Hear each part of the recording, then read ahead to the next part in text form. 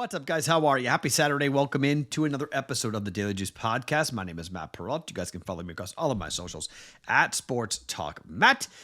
And we're here on a Friday night into a Saturday morning, just a little past 9:30 Eastern time. And that means I have no clue what we did last night because both bets in football won't happen till later into the national semifinals and finals.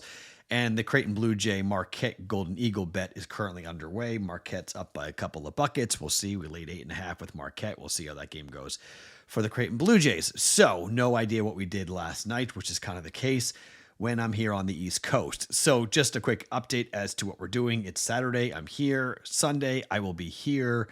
And then Sunday night, most likely I will tape a podcast for Monday from the East Coast. And then back on Tuesday, we'll be back with Vegas, and we'll be back on the normal recap, night shows, everything we've done previously. So for those of you who have gotten used to this podcast dropping at like 6 o'clock Pacific or 7 o'clock Pacific, that won't be the norm coming up next week as we'll go back to our normally scheduled programs. However, a little bit of a news announcement for you guys.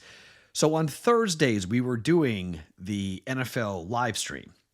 Well, that's gone away because there are no more NFL Thursday night games. However, what we are going to do, I do not know the name of it yet, but on Thursday, starting this week, you will be joined by myself and Terrell Furman for a college basketball live stream every Thursday night. Now, we're going to do it a little bit earlier than what we did with football because we want to be able to get the early games in college basketball. So my gut tells me we will do it somewhere around 2:30 or 3 p.m. Pacific, 5:30 to 6 p.m. Eastern time to make sure we can get plenty of information and make the plays for Thursday night college basketball. But it's going to be a college basketball live stream starting this Thursday on the BettingPros YouTube channel with myself and Terrell Furman. Looking forward to getting that going here as we've got January into February into March. We'll do all of that, including the NCAA tournament all the way through April. And then we'll take a break for April, May, June, July, and then August, and then back for the NFL season on Thursdays. So stay tuned, take a look at that, make a note of that. Terrell Furman and myself starting this Thursday on the BettingPros YouTube channel. I will confirm the actual start time. Probably my gut tells me 2:30 Pacific, 5:30 Eastern time, but maybe 6 p.m. Eastern, 3 p.m. Pacific time this coming Thursday. So less than a week away for that coming up here today for us. Okay. So we got a lot of stuff to talk about today. We got 2 NFL football games, and we got a litany of college basketball games. We got a bunch of NBA games, a bunch of hockey games. I've got an NFL play. I have 2 NFL prop bets to give you guys, and I have 1 college basketball play to give you. Now, I very well might add to the prop betting market here on the Betting Pros app, which is you go and search at Sports Talk Matt, download the Betting Pros app, and I'll put it on there. But those could be NBA player props. I'm not really sure yet what I'm going to do with that. But for right now, let's talk about the bets that are going to be made official here for the Daily Juice podcast. Let's start here with the big game between the Bengals and a team that they should beat. Okay? The Bengals should win this game against the Steelers. Why? Well, look at the Steelers have won and covered 3 straight games against the Bengals. It's the first time they've done that since 2016, 2017. In other words, the Bengals are due. The Steelers are reeling. They've now lost 3 straight games by 10 or more points straight. In the same year since 1988, in the Super Bowl era, we've had 10 teams who finished the year with a winning record but lost 3 straight games by 10 points or more. None of them made the conference championship game, and 5 of the 6 who made the playoffs lost in their first playoff game. The Steelers are turning the ball over way too often, and Joe Burrow in December or later in his career is 17-5 straight up, 16-6 against the spread. That's the best mark amongst quarterbacks that have been drafted over the last 3 years. Here's the thing. Look, it's in Pittsburgh, but the Steelers know they're in, okay? They know they're in. They're going to know the fate of the Ravens, okay? If the Ravens win the division, okay? The Ravens get the home playoff game, and the Steelers are a wild card team, and they're going on the road. So why play anybody? It's a pointless game. It only matters for the Bengals. Now, I bet this yesterday at 1.5, Bengals minus 1.5. I put it on the Betting Pros app at Sports Talk Matt as my favorite play of the day today, but we're just going to play money line. Okay. We're not going to play around with the number. We're just going to play money line. We're going to lay the minus 130. Bengals to win the game because they need to win the game. Steelers do not. Bengals need to win and then pray for help. If they lose, they're done. They must win this game. I think that they will win this game. Their 5th consecutive win here. I do think they win. Money line coming in for the Bengals. 8 o'clock Eastern time on ESPN for this game. Joe Burrow and company get the job done. In the early game, the Browns are taking on the Ravens. This number is ridiculous. It could be as high as 20 at kickoff, maybe even 21 at kickoff. I am not laying 21 points with anybody, okay? But in the prop market, I will take a look at it. Derrick Henry and Lamar Jackson. Let's take a look at the 2 best players for the Ravens. Lamar Jackson has 39 touchdown tosses in his career. This season. That's a career high. He's never thrown for 40 or more. 39 is already a franchise record, okay? But I think he's going to throw the ball a lot today. I think they'll look to win the game, run their offense, play typical Ravens football, and that's been Lamar Jackson throwing the ball a whole lot more than Lamar Jackson throwing the ball. Lamar Jackson's 142 yards away from rushing for 1,000 yards this year. I don't think that the Ravens care about that. I do think, though, they want to win the game. And to win the game, I think they're going to run Derrick Henry, play action, and they're going to throw the football with Lamar Jackson. I'm going to take Lamar Jackson over 1.5 touchdown tosses to get 40, 41, 42 touchdown tosses here this season. I'm going to lay the juice on this. Win it. Bet to win a half a unit. We're going to bet 0.7 units to win a half a unit coming back here. Whatever juice you got to pay. Lamar Jackson over 1.5 touchdown tosses today up against a Brown secondary that could get lit up today by Bateman and company, by Justice Hill coming out of the backfield, by Flowers, by Mark Andrews. Over 1.5 touchdown tosses for Lamar Jackson.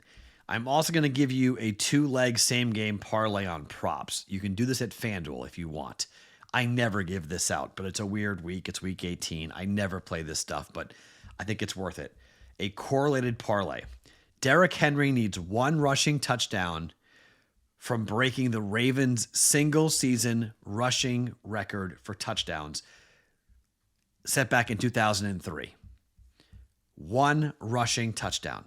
He is also 283 rushing yards away from the Ravens' single-season record set in that same year by Jamal Lewis in 2003. I don't believe he's going to run for 283 yards, but he could hit 2,000 yards, which would be ridiculous if he was able to do that. He's got 1,783 yards rushing at the moment. Do I think he goes for over 200 today? I do not. But I do think he goes for over 100 yards today. I'm going to take them both and parlay them together. Lamar Jackson to throw over 1.5 touchdowns, but Derrick Henry, anytime touchdown to break that mark by the Ravens, to set that mark for rushing touchdowns in a single season, and then over 89.5 yards rushing. It's a plus 128 parlay. We're going to put a half a unit down on that here for this game. All right. So both bets in the parlay market on the Ravens, and then Cincinnati money line at minus 130 to beat the Steelers today at 1.3 units on that. Now, one college basketball game to get into. Let's talk about Indiana State on the road against Evansville. Did you know that Indiana State is 11-1 to the over this year? Number 1 to college basketball.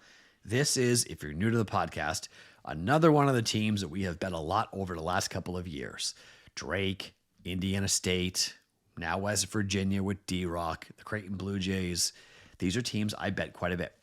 Indiana State is at Evansville, okay?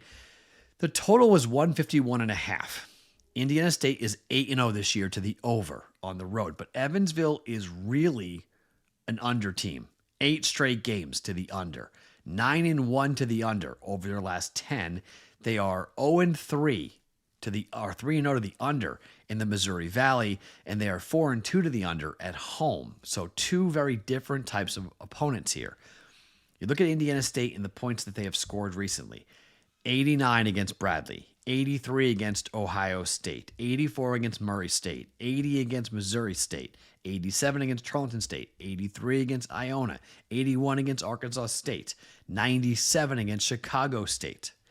They have gone over in every single game except a game against SIU Edwardsville, where they wound up going under by 1.5. It was 150.5 and it went under. They lost the game 77-72. On the flip side, Evansville just doesn't score. 68 against Southern Illinois, 57 against Missouri State, 43 against Ball State, 54 against Texas Arlington, 67 against Chattanooga, 65 against Western Kentucky, 61 against Murray State. So that leads me to say go ahead and bet the under, right? In the game, 151.5. But I think I'd rather take a team total shot here with Indiana State and go over on their team total here today at 76.5. Ken Palm has this at 78 points for Indiana State. They're coming off back-to-back losses to Ohio State and to Bradley. I don't think Evansville is going to slow them down all that much. Evansville defensively is not great. They're 191st in defensive efficiency. They're 177th in effective field goal percentage. They're 155th in three-point percentage. They're 201st in two-point percentage, facing an offense for Indiana State that's 108th in efficiency, 12th in effective field goal percentage, 50th in three-point shooting, and 5th in two-point percentage here this year. I don't want to worry about Evansville's offense contributing to the over. I just want to do team total. I'm just going to come in with Indiana State and go over on their team total. And you look at the games they've played against Evansville recently, 7-3 to the over the last 10 games for these teams. And in games played in Evansville, last February, they scored 85 at Evansville. Last February on the 23rd, in February of 23, they scored 83. Up against in February of 22, they scored 80. So we're going here consistently with going over 76.5 for Indiana State team total. They've gone over most of these games, but last year in Evansville, similar teams, 85-67 the final. The game went under. It was 157.5. It would have gone over 152.5 barely, but I don't really want to play around with it personally. Team total. Indiana State team total over 76.5 today on the road at Evansville. All right, so our plays here for today. Cincinnati money line up against the Steelers on the road at -130. Win and hope to get help to put the Bengals into the playoffs, but a loss and it's over. Cincy has to win. Steelers are leaking oil in the worst possible way. Lamar Jackson over 1.5 touchdown passes. Bet it to win a half a unit. Derrick Henry anytime touchdown, parlayed over 89.5 yards rushing. FanDuel lets you do this. It's +128, half a unit coming in on that. And Indiana State team total over 76.5 points at -115 for 1.15 units down on that. My name is Matt Perrault. You guys can follow me on all of my socials at Sports Talk Matt every single morning, wherever you guys get your podcasts. It is the Daily Juice.